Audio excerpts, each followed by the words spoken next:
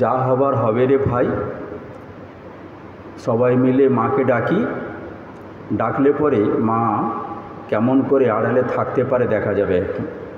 এই হলো সন্তানের যেন একটা ডিমান্ড। মা ডাক এমনই, সেই মা ডাক শুনে মা কখনো স্থির থাকতে পারেন না। সন্তানের মা মা ডাক এমনই আলোড়ন সৃষ্টি করে যে মা যেখানেই থাকুন না কেন ছুটে আসতে বাধ্য হন। মানুষের ক্ষেত্রে কেন পশু পাখি এমনকি কীট পতঙ্গের ক্ষেত্রেও এই জিনিসটা ঘটে থাকে। মা এই শব্দটি বড়ই মধুর, বড়ই আকর্ষক। সেই মা আমাদের মা, সকলের মা, সত্যিকারের মা, পাতানো মা নয়। তিনি হলেন শ্রী শ্রী মা সারদা দেবী। আজ আমরা সেই সারদা দেবী, যিনি এ যুগের যুগাবতার অবতার বরিষ্ঠ ভগবান শ্রীরামকৃষ্ণ দেবের লীলা সঙ্গিনী রূপে অবতীর্ণা হয়েছিলেন, তিনি কিভাবে ভক্ত জননী রূপে আমাদেরকে কৃপা করে গেছেন এবং করছেন এবং অনন্তকাল ধরে করে যাবেন, সেই অংশটুকু আমরা পাঠ করব হিন্দিতে। কেন না, আজকের দিন মায়ের জীবনী বা মায়ের কথা হিন্দিতেই করার কথা আমাদের সেইভাবে निर्दिष्ट करा है। भक्त जननी, हम लोग जानते हैं माँ श्री श्री माँ शारदा देवी का जीवन अध्ययन करके हम इतना तो जानते हैं कि माँ के पास किसी का भी स्थान नहीं है, ये बातें कोई भी नहीं कह सकता। इसका मतलब माँ के पास सब कोई, उच्च नीच, धनी दरिद्र, शिक्षित मूर्ख, चाहे कोई भी हो, वो आ सकते हैं, माँ के पास जा सकते हैं, माँ की कृपा लाभ कर सकते हैं। तो वही माँ के पास जितने भक्तजन आते थे, माँ बहुत प्यार से उन लोगों को खिलाती थी और उनसे बात भी करती थी। तो खिलाने के बाद, खाना हो जाने के बाद जो झूठा बर्तन वगैरह ये सब रहता था, ये सब साफ करने के लिए माँ किसी के लिए इंतज़ार नहीं करती, वो खुद ही करती, खुद ही। और वो जो भक्त लोग खाने के लिए आते थे, उनको बोलती थी माँ कि देखो बापू, तुम लोग खाना खा के उठ जाओ, हाथ मुँह धो लो, ये जो बर्तन है, झूठा बर्तन है, ये बर्तन मैं ही साफ करूँगी। यही है हमारी माँ श्री श्री शारदा देवी।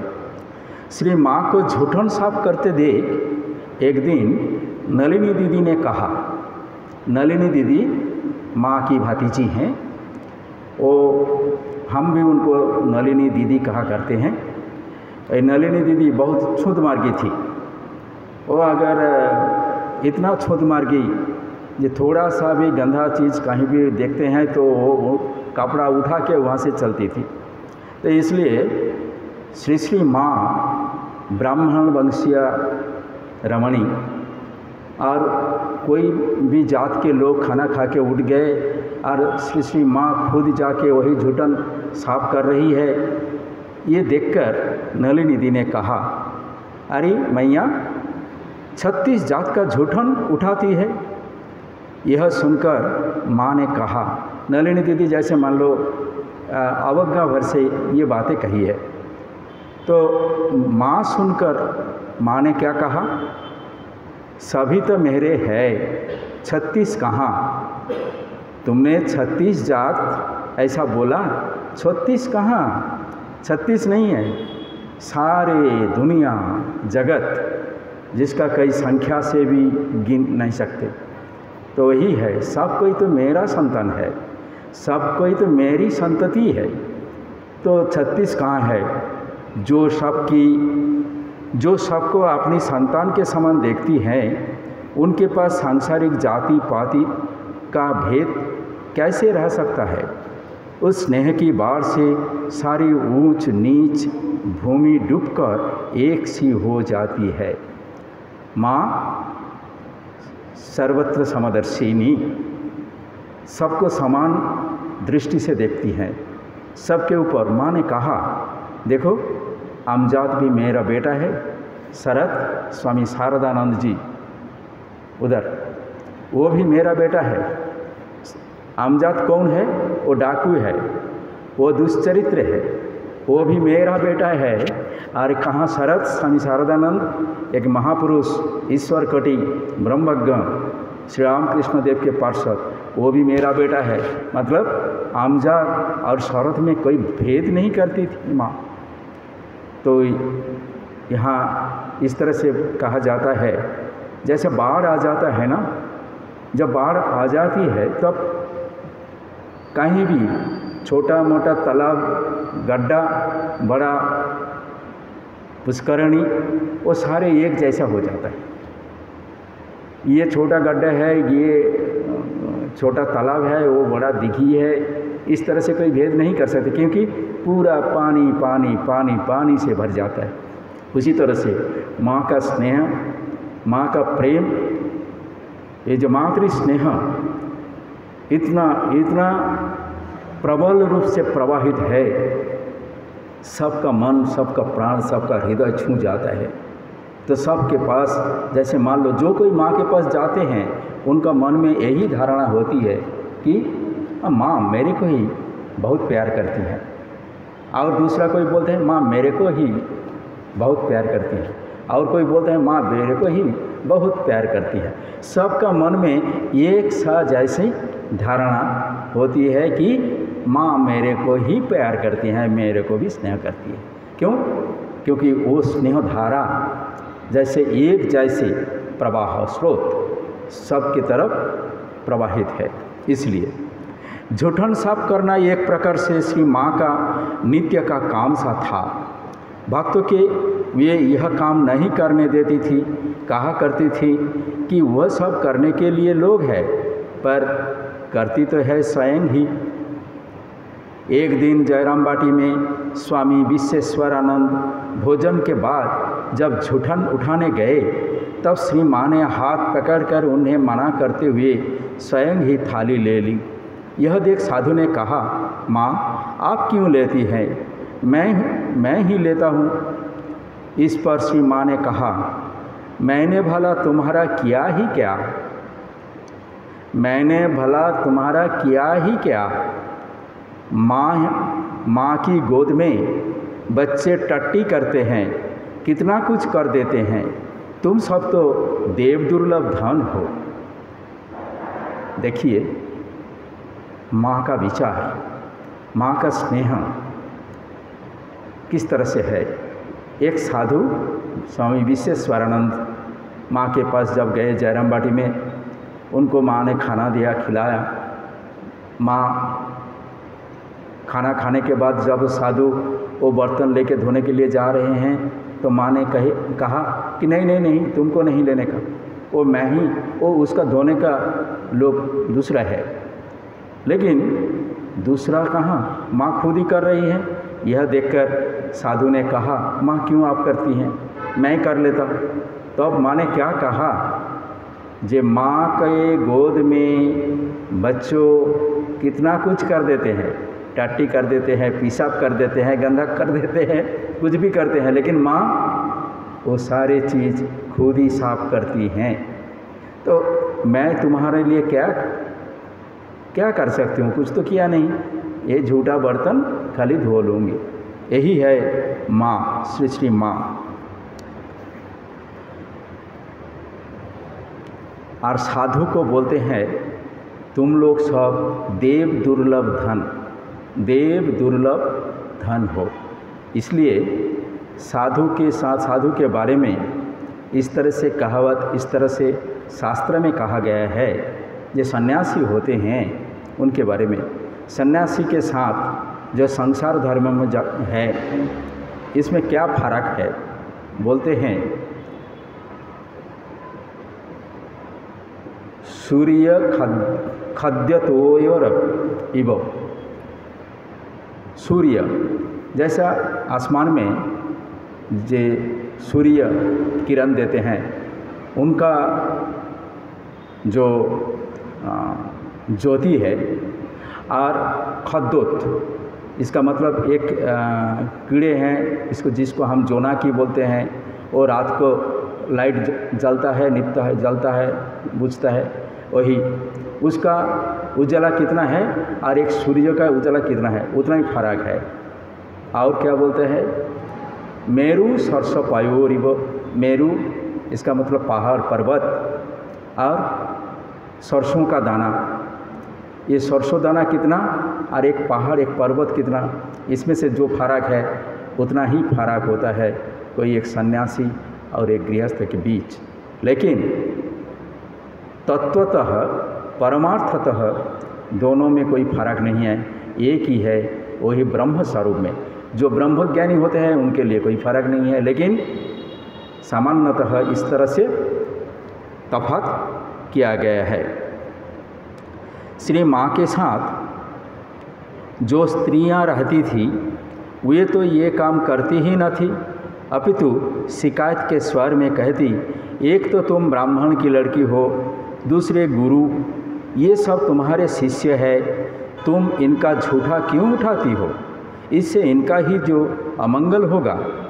माँ सहज भाव से कहती, अरे मैं इनकी माँ जो हूँ, माँ बच्चे का ना करेगी तो कौन करेगा। बहुत सारे स्त्रियां, महिला भक्त माँ के पास रहती थी, उनके जो आत्मीय सजन है वो तो है ही, भतीजी है, भाई के पत्नी है, और जोगिन माँ, गोलाप माँ, ये सब लोग हैं। ये लोग हमेशा रहा करती थी माँ के साथ। तो ये लोग शिकायत करती थी, ये लोग खुद वो झूठा साफ नहीं करती, वो झूठन साफ करने के लिए नहीं जाती थी। तो झूठन साफ कौन करेगा ना, दूसरा कोई करेगा, लेकिन माँ खुद कर लेती थी। ये झूठन जो है मतलब खाना खाने के बाद जो अवशिष्टांश से पड़ा रहता है, बर्तन वगैरह, ये सारे चीज़ साफ करना बहुत नीचा काम लगता है किसी किसी को, लेकिन ये भगवान स्वयं साफ किए हैं, भगवती स्वयं साफ करते हैं। माँ ने दिखाया है, ये जो है ये ही है ये झूठन साफ करना, अपना जो मन का जो मैला है, हृदय का जो मैला है, वो मैला साफ करना। इससे मन साफ होता है, इससे हृदय साफ होता है, इससे चरित्र साफ होता है। इसलिए माँ ने कहा, देखो मैं तो माँ हूँ ना, अगर माँ बच्चे के लिए ये सब करेगी नहीं करेगी तो कौन करेगा। एक भक्त जात का जुलाहा था, इसी कारण इधर उधर जाने आने में उसको बड़ा संकोच होता था। श्री माँ ने एक दिन उससे कहा, तुम अपने को जुलाहा समझकर मन में संकोच करते हो, इसमें क्या है बेटा, तुम ठाकुर के गण जो हो, घर के लड़के घर आए हो। श्री माँ ने उसे और भी समझा दिया कि दीक्षा के समय उन्होंने जाति पाति की बात नहीं पूछी थी, इसी से समझ लेना चाहिए कि वे माँ के ही घर के बच्चे हैं। जुलाहा मतलब बहुत नीच जाति के हैं। तो वो जब आते हैं माँ के पास आए तो थोड़ा हिचकिचाते हैं, कैसे जाऊँ, वहाँ सारे बहुत सारे अच्छे अच्छे लोग बैठे हैं, तो उनके बीच मैं जाऊँ या ना जाऊँ, इस तरह से ही वॉज हेजिटेटिंग, तो संकोच होता था। तो ये देखकर माँ ने क्या कहा, क्यों बेटा ऐसा क्यों, तुम ठाकुर जी के गण हो, ठाकुर मतलब भगवान श्री राम कृष्ण देव के भक्त हो। जब भगवान के भक्त होते हैं उनका कोई जात नहीं होता, भक्तों का कोई जात नहीं होता। भक्त भक्त होते हैं, भक्त का कोई जात नहीं होता। तो तुम ये घर के लड़के हो, तो घर में आए हो तो यहाँ आ जाओ। दीक्षा के समय माँ ने किसी का वही जात, कौन सा जात के हो, कहाँ से आए हो, क्या बात, ये सारे चीज़ कभी भी नहीं पूछती थी। इससे सबको लगा तो यहाँ कोई जात नहीं है। एक घटना है, कुछ भक्त जयराम बाटी जा रहे थे, जस्ट जयराम बाटी आश्रम के नज़दीक आ गए हैं। रास्ते में कुछ लड़के, बच्चे लड़के, वो लोग खेल रहे थे और वो लोग कलकत्ता से आए हैं, भक्त लोग माँ के पास जाएंगे माँ को दर्शन करने के लिए। तो बच्चे लोग, वो जो बच्चे खेल रहे थे, उनमें से एक जन ने पूछा, अरे ये लोग सब कौन सा जात के है रे? ये सब कौन सा जात के है रे? तो दूसरा बच्चा ने कहा, तुमको पता नहीं है, ये लोग भक्त है, भक्त का कोई जात नहीं होता। तो यही बातें वो भक्त लोगों का कान में आ गई।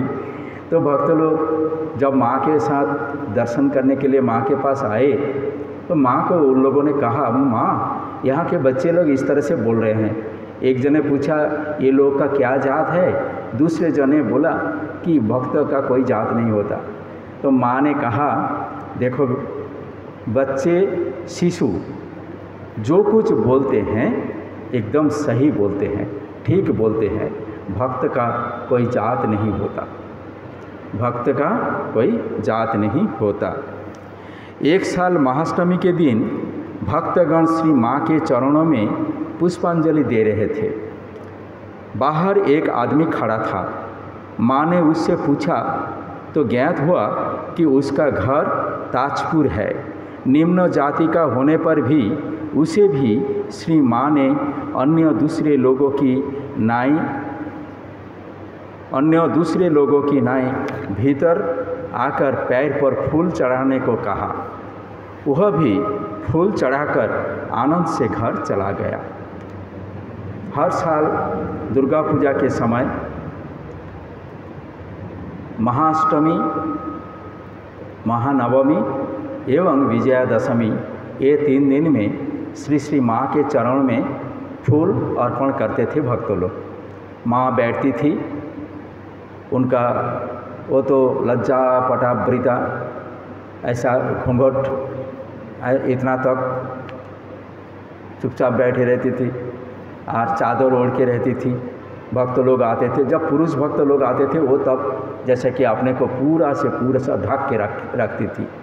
लेकिन जब महिला भक्त लोग आते तो उस टाइम वो थोड़ा सहज हो जाती थी। तो हर साल ऐसा माँ बैठती थी, खाली माँ का चरण दिखाई देता, सब कोई आके माँ के चरणों में पुष्पांजलि देते थे। यही माँ के चरणों में पुष्पांजलि देना शुरू किया था स्वयं स्वामी विवेकानंद जी ने। जब बेलूर मठ में दुर्गा पूजा पहला शुरू हुई, फर्स्ट दुर्गा पूजा के समय, तब स्वामी विवेकानंद जी ने कहा था कि मैं यहाँ जयंत दुर्गा की पूजा करूँगा। जयंत दुर्गा, जीवंत दुर्गा कौन है? तो माँ शारदा देवी को उस समय माँ नीलांबर बागनबाड़ी वहाँ रहा करती थी। तो माँ को बेलूर मठ में लाया गया। माँ वहाँ मंदिर के जो मंडप है, मंडप के एक साइड में माँ का आसन है, माँ बैठी हैं। स्वामी जी ने कहा किसको? स्वामी विज्ञानानंद जी को। ये है अखंडानंद जी, वहाँ विज्ञानानंद जी। स्वामी विज्ञानानंद जी का नाम था प्रसन्न पेशान। स्वामी जी उनको पेशान करके बुला करते थे। पेशान, 1 रुपया ले जाओ, एक रुपया का एक कॉइन दिया, 1 रुपया ले जाओ, वहाँ माँ को प्रणाम करके आओ, माँ दुर्गा को प्रणाम करके आओ। तो विज्ञानानंद जी वो पैसा लेकर गए मंडप, जाके वहाँ माँ दुर्गा को प्रणाम करके आ गए। तो स्वामी जी ने कहा, प्रणाम किया? जहाँ कहाँ किया? वहाँ माँ दुर्गा के सामने। वहाँ जो माँ बैठी हैं साक्षात जीवंत दुर्गा, उनको नहीं प्रणाम किया? नहीं, जाओ प्रणाम करके आओ। तो फिर गए माँ को प्रणाम करने के लिए, तो स्वामी जी भी पीछे पीछे आ गया।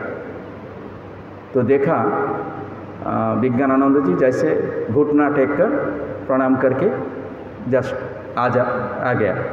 फिर स्वामी जी ने पकड़ा, ऐसा प्रणाम करता है साक्षात जगदम्बा जगत जननी महामाया यहाँ बैठी हैं, इनको कैसे प्रणाम करना है, चलो दिखाता हूँ। जाके स्वयं स्वामी विवेकानंद साष्टांग प्रणाम करके माँ का चरण स्पर्श करके चरण रज लेके अपना सिर में, अपना हृदय में, अपना कपाल में लगा कर कि देखो ऐसे प्रणाम करना है।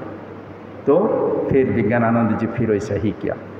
उसी हिसाब से उसी दिन से उसी समय से श्री श्री माँ साक्षात जगत जननी जगदम्बा के रूप में, इससे पहले तो बहुत सारे लोगों को उनका स्वरूप प्रकट हुआ है, पता चल गया है, लेकिन तब से जयंत दुर्गा मतलब माँ शारदा देवी को कहा जाता है। तो इस बार भी ऐसे ही भक्तजन माँ का चरण में फूल चढ़ाते हैं। माँ ने देखा बाहर एक जने खड़े हैं जो कि वही नीचे जाति के हैं, तो वो भी अपने को थोड़ा संकोच लगता है कि क्या करूं। तो माँ ने खुद उनको बुलाया, आ जाओ आके फूल दो। यही है माँ की कृपा, सबके ऊपर समान दृष्टि, यही है भक्त जननी। उनमें मातृत्व का प्रभाव ऐसा अद्भुत था कि भक्त ज्यों ही उनके पास आते त्यों ही वे उनका संकोच दूर कर उन्हें अपना लेती थी। रासबिहारी महाराज कम उम्र में मातृहीन हो गए थे, इसलिए माँ कहने में उन्हें संकोच होता था। एक दिन श्री माँ ने उनसे अपने एक नातेदार को संदेशा भेजते समय पूछा, बताओ तो क्या कहोगे? रासबिहारी बोले, उन्होंने आपसे यह कहने के लिए कहा दिया। यह सुनकर श्री माँ ने सुधार दिया, बोलोगे माँ ने कहा। माँ शब्द का उच्चारण उन्होंने जोर से किया। रासबिहारी महाराज स्वामी अपूर्वानंद जी, जिन्होंने श्री श्री माँ की जीवनी ग्रंथ भी लिखा है, जिनका श्रीमद् भगवद गीता भी है, वही स्वामी अपूर्वानंद जी, जिनका पूर्व नाम था रासबिहारी महाराज। तो जब छोटा उम्र में जब छोटा थे उस समय जयराम बाटी में माँ के पास आ गए, लेकिन उनका बहुत बचपन में ही माँ का देहांत हुआ था, मतलब गर्भधारिणी का। तो इसलिए माँ मर गया है, किसी को और माँ नहीं कहने का, इस तरह से एक सोच उनमें रहती थी। तो उन्होंने माँ के पास जब रहा करते थे, माँ ने उनको किसी के पास एक संदेश खबर देने के लिए बोला, कोई एक बातें बोलने को लिए कहा। तो माँ ने कहा यही बोलोगे। बस रासबिहारी महाराज ठीक है माँ बता के आता हूँ। लेकिन माँ ने फिर बोला, अच्छा बताओ तो क्या बोलोगे? तब रासबिहारी महाराज ने बोला, उन्होंने कहा यही बातें। उन्होंने मतलब माँ ने कहा ये सब ये नहीं, उन्होंने। तब माँ खुद उनको सुधार दी। माँ ने कैसे सुधार दिया? माँ ने बोले नहीं ऐसा नहीं बोलोगे, श्री माँ ने कहा बोलोगे, माँ ने कहा। ये माँ बोलने के लिए रासबिहारी महाराज को जैसे जन वो निर्देश दे रही है, और इतना जोर से उन्होंने कहा जो वो बोलने के लिए तुरंत तैयार हो गए। क्या कहोगे? माँ ने कहा, इस तरह से बोलना है। तब से सब कोई उनको माँ ऐसा भी एक काकातुआ एक टिया पक्षी उनके रहा कर पिंजरा में रहते थे, तो वो भी जब माँ को देखते थे, माँ इधर से उधर कहीं जा रही है, तो माँ को देखते ही वो भी चिल्लाती थी माँ, इस तरह से आ रही हूँ बापा, इस तरह से माँ उनको बोलते थे। एक बछड़ा गाय का, वो भी इतना चिल्लाती है, इतना चिल्लाती है। क्यों इतना चिल्लाती है बछड़ा? तो सब कोई दौड़ के जाते हैं, देखते हैं किसी से कुछ नहीं होता है। तो माँ दौड़ के जाकर उसका ऐसा पेट में, शरीर में हाथ बुलाती हैं, हरे बच्चा, हरे बच्चा, इस तरह से जब हाथ बुलाती हैं तो बछड़ा शांत हो जाती है। बिल्ली, एक बिल्ली घर में है, उनको खाना देने के लिए उनके लिए भी अलग से चावल लेके खाना बनाती है। एक बार ज्ञान महाराज ने वही बिल्ली को वो दूध पी लिया था, तो बिल्ली को एक डंडा से मारा।